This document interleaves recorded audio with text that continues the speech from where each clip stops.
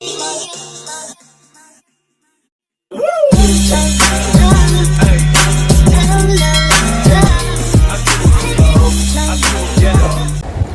Guys, welcome back to my YouTube channel. So ಇವತ್ತು ನಾನು ಬಂಗುಡೆ ಪುಳಿ ಮುಂಚಿ ಹೇಗೆ ಮಾಡೋದಂತ ತೋರಿಸ್ತೇನೆ, ಬನ್ನಿ.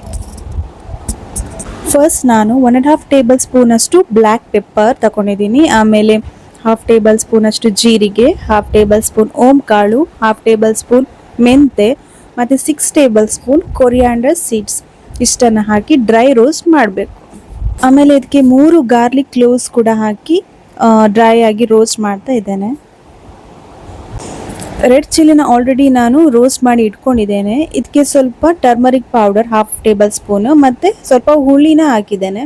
ಇದನ್ನೆಲ್ಲ ಒಟ್ಟಿಗೆ ಇವಾಗ ಗ್ರೈಂಡ್ ಮಾಡಬೇಕು.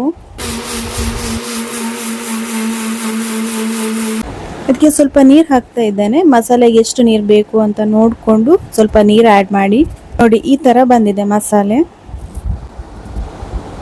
ಪ್ಯಾನ್ ತಗೊಂಡಿದ್ದೇನೆ. ಪ್ಯಾನ್ ಬಿಸಿ ಆದ ನಂತರ ಅದಕ್ಕೆ ಸ್ವಲ್ಪ ಕೊಕೊನೆಟ್ ಆಯಿಲ್ ಹಾಕ್ತಾ ಇದ್ದೇನೆ. ಆಮೇಲೆ ಒಂದು 10 ಸೀಡ್ಸ್ ಅಷ್ಟು ಮೆಂತೆ ಹಾಕ್ತಾ ಇದ್ದೇನೆ. ಅದಕ್ಕೆ ಅದು ಸಿಡಿಬೇಕು. ನೆಕ್ಸ್ಟ್ 2 ಗ್ರೀನ್ ಚಿಲ್ಲಿ ಹಾಕ್ತಾ ಇದ್ದೇನೆ. ಆಮೇಲೆ ಒಂದು ಆನಿಯನ್ ತಗೊಂಡಿದ್ದೇನೆ. ಅದು ಬ್ರೌನ್ ಕಲರ್ ಬರೋ ತನಕ ಚೆನ್ನಾಗಿ ಫ್ರೈ ಮಾಡಬೇಕು. ಆನಿಯನ್ ಬೇಗ ಫ್ರೈ ಆಗಬೇಕಾದ್ರೆ ಸ್ವಲ್ಪ ಉಪ್ಪು ಹಾಕಬೇಕು. ಸೊ ನಾನು ಉಪ್ಪು ಸ್ವಲ್ಪ ಆ್ಯಡ್ ಮಾಡ್ತಾ ಇದ್ದೇನೆ. ಆಮೇಲೆ ಒಂದು ಟೊಮೆಟೊ ತಗೊಂಡಿದ್ದೇನೆ.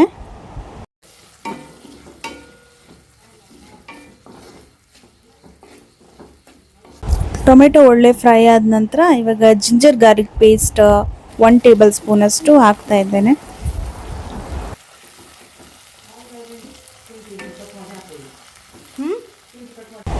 ಸ್ವಲ್ಪ ಕರಿ ಲೀವ್ಸ್ ಹಾಕ್ತಾ ಇದ್ದೇನೆ.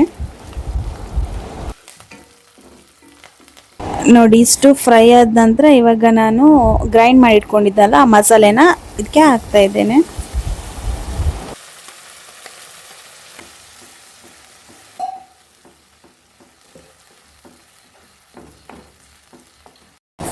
ಮಸಾಲೆ ಆಯಿಲಲ್ಲಿ ಚೆನ್ನಾಗಿ ಫ್ರೈ ಆಗಬೇಕು. ಫ್ರೈ ಆದ ನಂತರ ನಾನು ಸ್ವಲ್ಪ ನೀರು ಹಾಕಿದ್ದೇನೆ.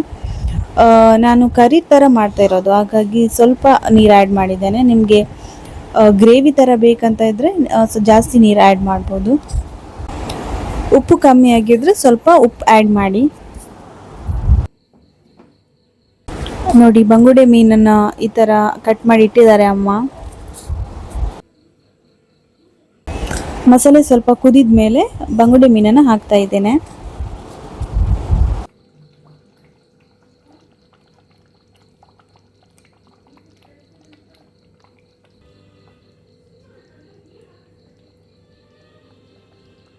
ಆಮೇಲೆ ಸ್ವಲ್ಪ ಹೊತ್ತು ಇದನ್ನು ಮುಚ್ಚಿಡಿ. ಲಾಸ್ಟಲ್ಲಿ ಕೊರಿಯಾಂಡರ್ ಲೀವ್ಸ್ ಹಾಕ್ತಾ ಇದ್ದೇನೆ.